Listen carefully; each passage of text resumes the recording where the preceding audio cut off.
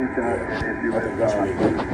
issue with some of our things, so please hold takeoff for runway 10. We're having some issues here. We're going to try to turn back. The 18th of December, 2025, 10:15 a.m. On a misty morning in North Carolina, a Cessna Citation 550, tail number N257BW, disappears into the gray. Inside are 7 souls. NASCAR legend Greg Biffle, his family, and a crew fighting for their lives. The NTSB preliminary report states a simple, chilling fact. We are not aware of a Mayday call. Technically, they are right. There was no distress call on the emergency frequency. But the airwaves were not silent. On the local UNICOM frequency, a voice was heard. It was calm, it was professional, and it contained the clue that unlocks this entire tragedy. We've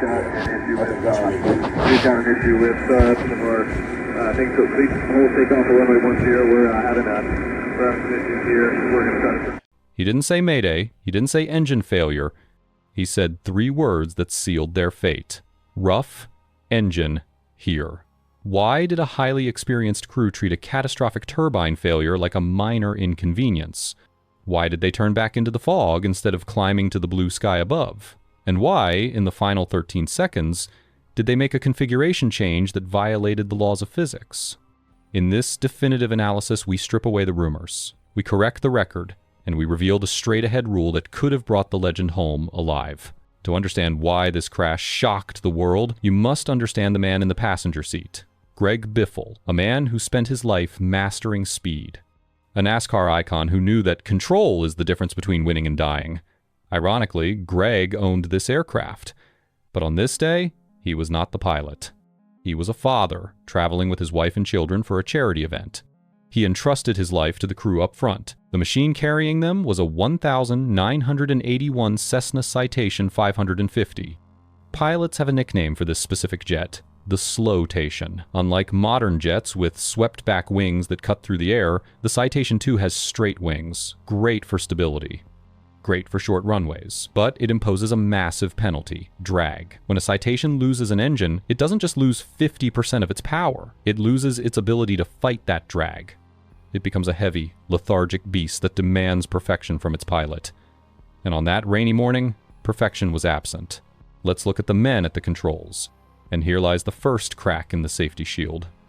In the left seat, Captain Dennis Dutton, 67 years old. A retired Delta Airlines captain, a veteran, a man who has flown thousands of hours in heavy metal, but look closely at his pilot certificate. Right there in the fine print is a restriction that changes everything. CE 500, second in command required. This means Dennis, despite his experience, was not legally allowed to fly this jet alone. He required a qualified first officer. So, who was in the right seat? His son, Jack Dutton. Jack was passionate.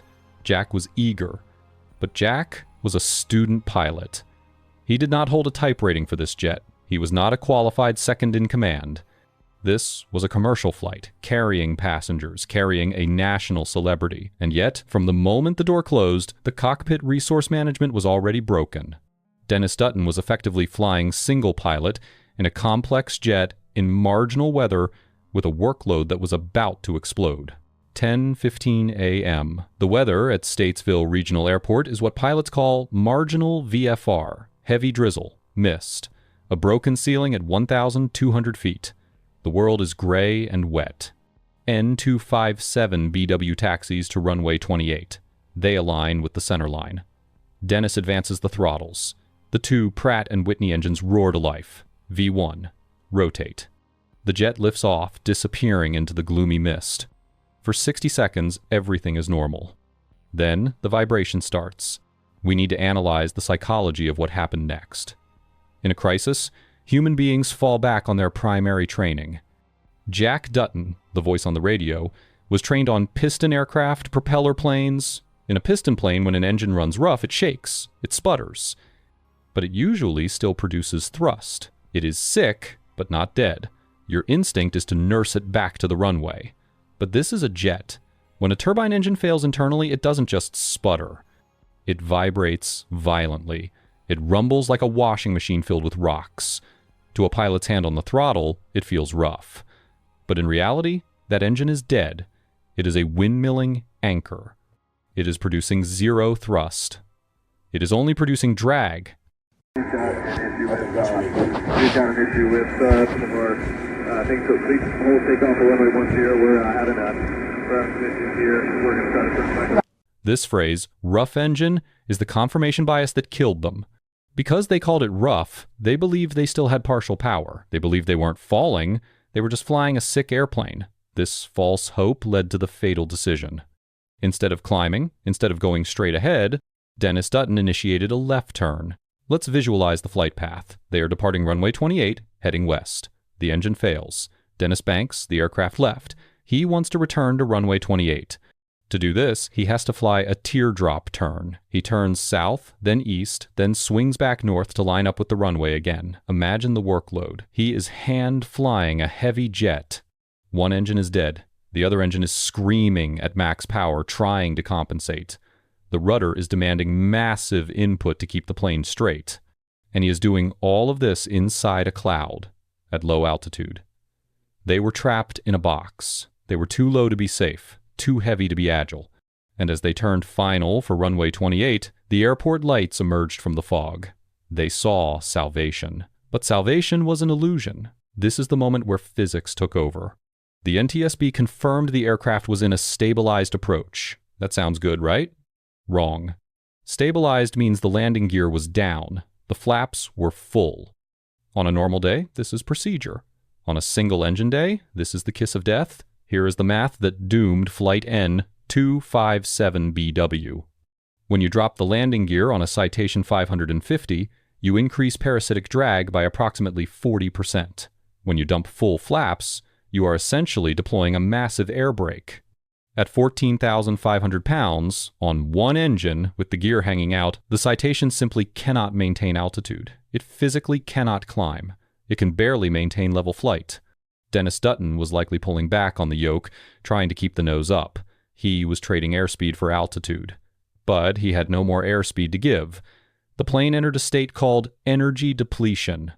They were lined up. They were 1,800 feet from the runway threshold, less than a mile. They could see the pavement. But the plane stopped flying. It didn't spin. It didn't nosedive. It simply settled. Gravity pulled them down into the approach lights. The wing clipped a stanchion, then a tree. And in a heartbeat, the legend was gone. In the aftermath, the aviation community scrambled for answers. Many pointed to a similar crash in Milwaukee in 2007. In that case, a Citation 550 suffered a trim runaway. The pilots were fighting the controls, screaming, "Why is it turning left?" For days, internet investigators thought, this must be it. Dennis was fighting a broken rudder. But the NTSB has silenced that theory. By confirming the plane was stabilized and lined up with the runway, they ruled out a control failure. The plane went where Dennis pointed it. It just didn't have the power to get there. So back to the haunting question. Why no Mayday? Why did the NTSB say they heard nothing? The answer is a tragedy of priorities. Pilots are taught aviate, navigate, communicate. In that order. Dennis was aviating, wrestling the plane. Jack was communicating, but he was on the wrong channel. He was talking to the UNICOM, the private airport frequency, warning other pilots not to take off. He was being a good citizen. He was trying to prevent a collision. But he wasn't talking to air traffic control. He wasn't declaring an emergency that would have cleared the airspace. The silence on the main frequency wasn't negligence. It was overload. It is easy to judge from the safety of the ground, but we must ask the hard question. Was there a way out? Aviation safety experts agree on one golden rule. It is a rule written in blood. The rule is, go, straight, ahead. Imagine this alternate timeline. The engine fails, the vibration starts. Instead of turning left, Dennis holds the wings level.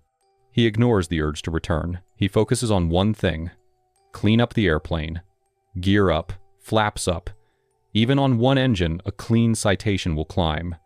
It would have punched through that 1,200-foot overcast layer, breaking out into the clear, calm blue sky above. At 3,000 feet, the emergency is over. Engage the autopilot. Take a deep breath. Just 32 miles away, a straight line, was Charlotte Douglas International, runways that are 10,000 feet long, full emergency services, precision ILS approaches. They could have been on the ground in 8 minutes. They could have walked away. Why didn't they? Because of get there-itis, because of the turn-back instinct. The human brain screams, "The airport is right behind me. I must go back. It feels safer to turn." But in a heavy jet, turning back low and slow is a gamble where the house almost always wins. The NTSB investigation will continue for another 18 months. They will analyze the voice recorder, they will verify the maintenance logs, but the lesson for the aviation community is already here. Flight N257BW teaches us that rough engines are emergencies, not nuisances. It teaches us that drag is deadlier than gravity. And it teaches every pilot watching this video, when the engine quits, fight the urge to turn. Trade your altitude for airspeed. Trade your panic for procedure. Go straight ahead. This investigation series is dedicated to the victims: Greg Biffle, Christina, Emma, Ryder, Dennis, Jack, and Craig. We analyze their tragedy not to assign blame, but so that others may live. Thank you for watching the Air Debrief. Fly safe.